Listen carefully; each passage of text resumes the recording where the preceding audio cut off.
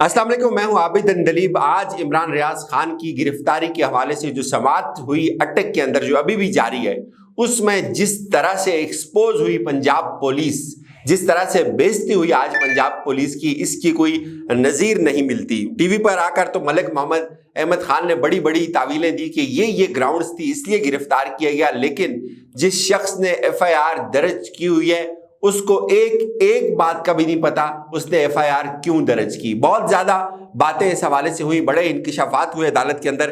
पहले आपको बताएं, जब अटक कचहरी के ऊपर लोग पहुंचे तो उनको वहां से आगे नहीं जाने दिया गया।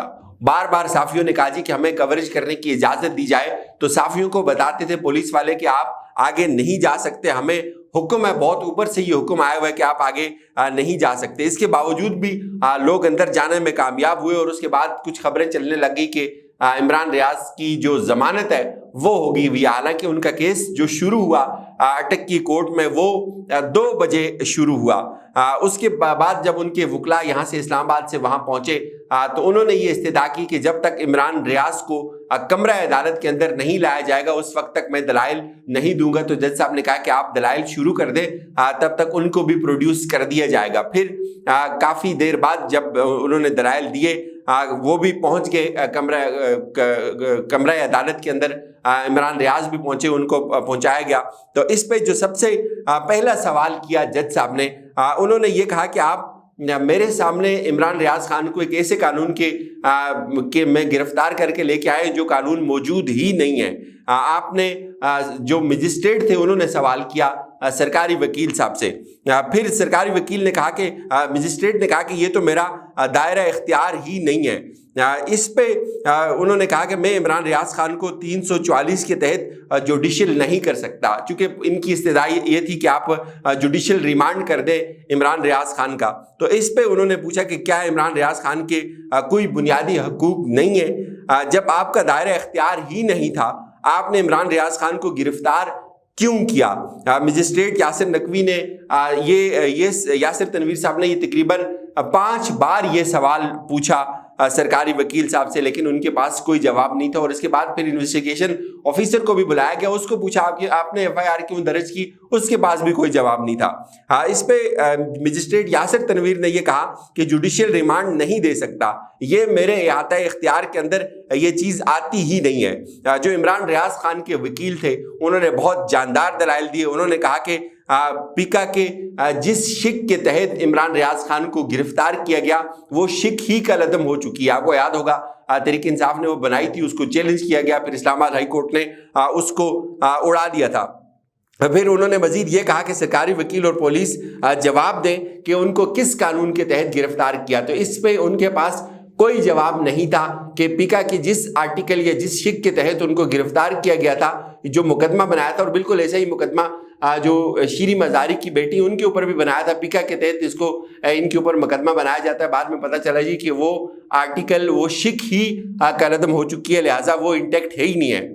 इस पे फिर इमरान रियाज खान ने खुद भी दलाइल दिए मजिस्ट्रेट के सामने।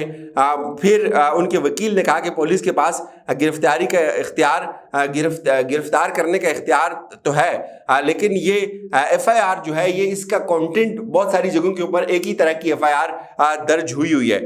इस पे उन्होंने मजीद कहा कि पुलिस ने अपने इख्तियारात से तजावज़ किया है। इस FIR के मतन को इस सदी का सबसे बड़ा अगर हम सच भी मान लें तो फिर भी पुलिस के पास इस तरह की FIR दर्ज करने का कोई इख्तियार मौजूद नहीं था।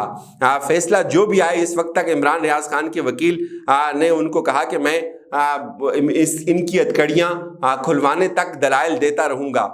इस पे जब FIR को पढ़ा गया तो उन्होंने कहा कि देखिए, अगर फ़ौज को कोई मसला था तो फ़ौज खुद मद्दई बनती, रात 3 बजे तक दलाइल दे सकता हूँ, इसके ऊपर मेरी ज़ुबान बिल्कुल भी नहीं थकेगी।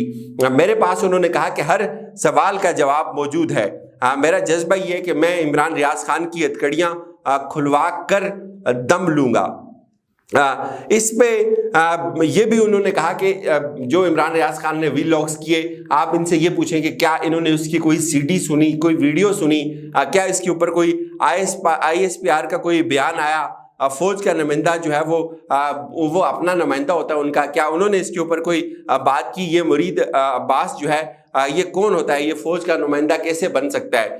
مرید عباس چونکہ وہ شخص ہے جس نے یہ درخواست دی ہوئی ہے۔ تو اس پہ عمران ریاض خان نے دہشت گردی کے خلاف جنگ میں انہوں نے کہا کہ بہت زیادہ کردار ادا کیا، بہت ایسے خوفناک جگہوں کے اوپر رپورٹنگ کی۔ اس شخص نے پاکستان فوج کا ہر جگہ کے اوپر دفاع کیا دہشت گردوں کی طرف سے، ان کے اوپر قاتلانہ حملہ بھی ہوا۔ عمران ریاض خان کو 5 عدالتوں سے انصاف ملا، یہ تمام جو ریکارڈ تھا انصاف کا جو عدالتوں سے ان کو ملا ہوا تھا اس بھی سامنے رکھا گیا۔ پھر اس کے ساتھ ساتھ انہوں نے کہا جی کہ کیا یہ کہا گیا کہ عمران ریاض جو ہے وہ غدار ہے، تو اگر عمران ریاض خان غدار ہے تو پچھلے کچھ گھنٹوں سے جو سوشل میڈیا کے اوپر ٹرینڈز بن رہے ہیں تو کیا آپ نے وہ ٹرینڈز دیکھے؟ پھر انہوں نے یہ بھی کہا کہ مجسٹریٹ صاحب ایف آئی آر میں جو الزام لگایا گیا ہے اس کا ایک ثبوت بھی یہ دکھا دیں۔ جس طرح کوئی انسان ریڑھ کی ہڈی کے بغیر چل نہیں سکتا، اسی طرح کوئی بھی جو ایف آئی آر ہوتی ہے وہ ثبوت کے بغیر برقرار نہیں رہ سکتی۔ پھر اس پہ عمران ریاض خان نے خود بھی کہا کہ میں حلفاً کہتا ہوں کہ پاکستان کے ساتھ جو بے وفائی ہے اس کا میں سوچ نہیں سکتا۔ فوج میرا ادارہ ہے، جب میں یہاں سے انٹر ہو رہا تھا تو کچھ لوگوں نے کہا کہ ہمیں فوج سے نفرت ہو گئی ہے، تو میں نے کہا کہ نہیں، ایسا ہرگز نہیں کرنا، یہ ہمارا ہی ادارہ ہے، جہاں تحفظات ہیں وہاں ہم صرف سوال اٹھائیں گے۔ اس پہ ان کے وکیل نے کہا کہ ہر وقت غداری کے سرٹیفکیٹ بانٹے جا رہے ہیں، اگر غداری کے سرٹیفکیٹ بانٹے جائیں گے تو اس کا بہت زیادہ نقصان ہوگا ریاست کو اور ریاستی اداروں کو۔ جج صاحب نے یہ بھی پوچھا کہ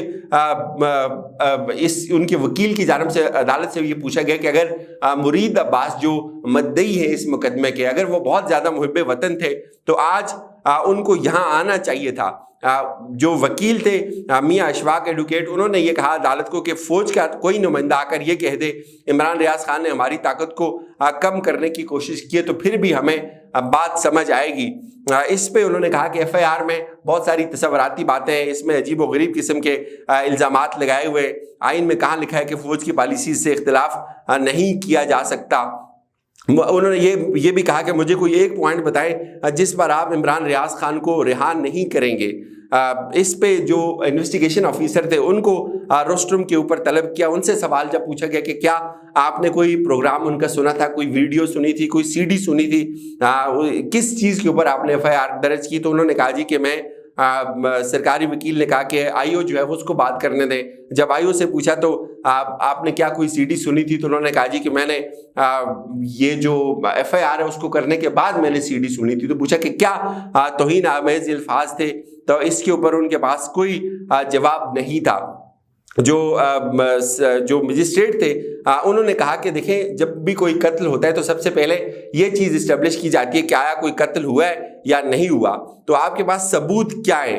کئی بار یہ ان سے پوچھا گیا کہ آپ کے پاس ثبوت کیا ہے، لیکن ان کے پاس کوئی ثبوت نہیں تھے۔ پھر تلخ کلامی ہوئی سرکاری وکیل کی اور عمران ریاض خان کے وکیل کے آپس میں۔